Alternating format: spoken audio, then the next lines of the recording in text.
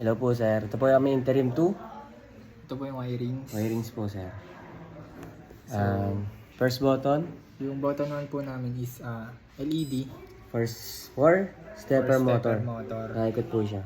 And bukas din po yung LED. Bukas din po yung LED, If tapos bukas babalik, yung button 1. babalik din po siya. Hmm. Patayin mo nga. Second po is